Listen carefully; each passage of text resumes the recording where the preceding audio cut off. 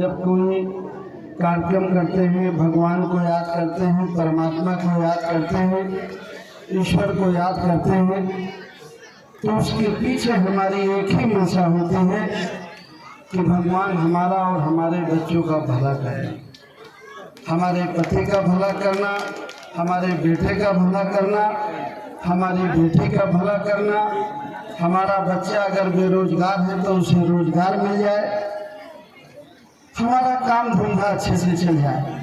हम किसान हैं तो हमें फसल अच्छी पैदा हो जाए, हमारे फसल की सही कीमत मिल जाए, हमारा विकास हो जाए, हम आगे बढ़ जाए। यही सोचते हैं ना। भगवान को मानने का पीछे यही कार्यक्रम होता है कि और कुछ होता है कि खाली स्वर्ग जाने का के लिए मनाते हैं, याद करते हैं।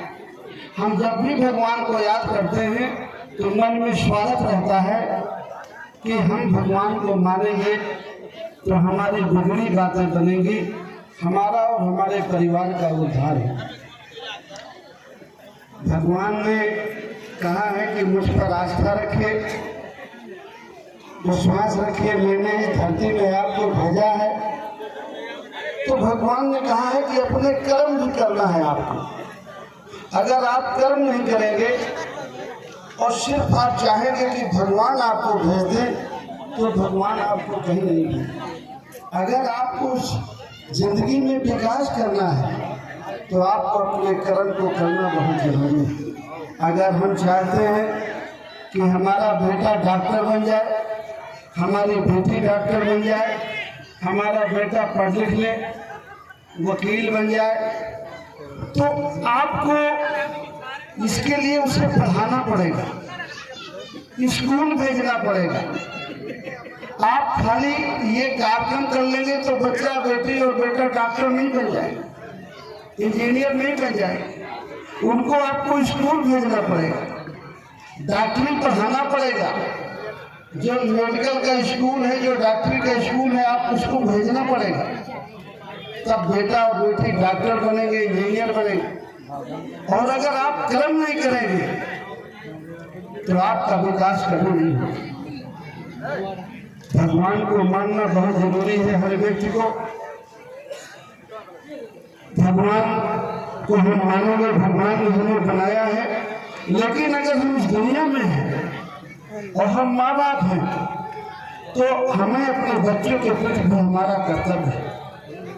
माँ बाप होने के नाते हम अपने बच्चों को अच्छी शिक्षा दें, जितना वो पढ़ना चाहते हैं उन्हें पढ़ाएं।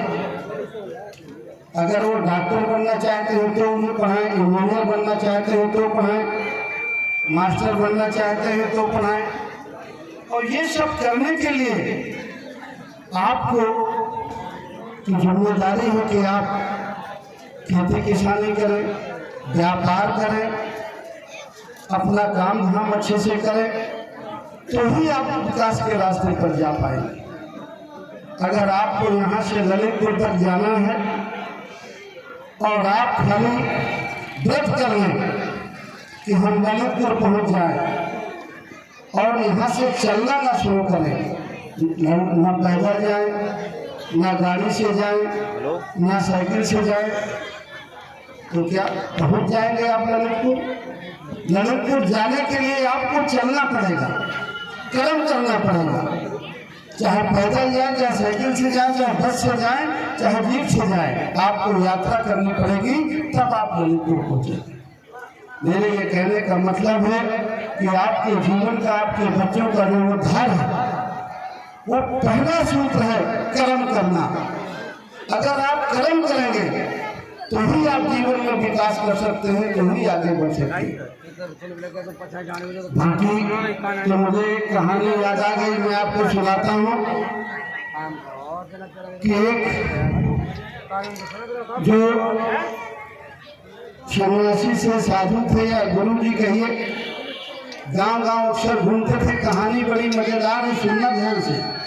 हेलो भाई शांत हो जाओ सब लोग। अगर थोड़ी देर का समय दो तो फिर मैं बात करूँगा आप लोगों से। हाँ, एक कहानी में सुनाता हूँ। एक गुरु जी थे, वो गांव गांव जाया करते थे कि भाई किसको स्वर्ग जाना है, किसको स्वर्ग जाना है, मुझे स्वर्ग का रास्ता पता है। तो सब लोग गांव वाले कहते थे नहीं, जाना तो स्वर्ग है लेकिन अभी थोड़ा काम है, अभी बच्चों की शादी करने और काम धाम निपटाने, जाना तो स्वर्ग ही है लेकिन अभी नहीं जाना है, अभी थोड़ा काम धाम निपटा ले तब स्वर्ग जाएंगे। बात आप बहुत अच्छी करते थे तो उनको दक्षिणा देते थे और गुरुजी आगे बढ़ जाते थे, बढ़िया उनका धंधा चलता था, वो स्वर्ग की टिकट देते रहते थे। तो एक दिन एक गांव में एक लड़का मिल गया नौजवान, कहा गुरुजी आपको पता है स्वर्ग का रास्ता? कहा बिल्कुल पता। कहा पक्का? कहा पक्का। कहा चलिए मुझे चलना है स्वर्ग।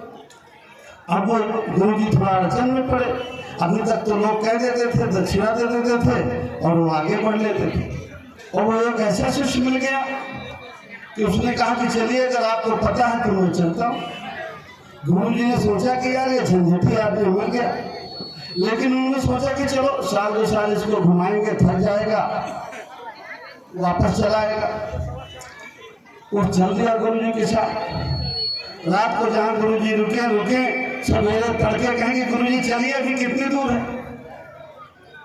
1 साल हो गया, 2 साल हो गया, गुरुजी ने खूब घुमाया, वो घूमता रहा कि गुरुजी चलिए अभी कितनी दूर है। तो गुरुजी एक दिन हाथ जोड़ के उसके सामने खड़े हो गए कि मैं तेरे हाथ जोड़ूं भाई, जब तक तू नहीं मिला था तब मुझे पता था, जब चुप मिल गया कि मैं घूम करके कहा।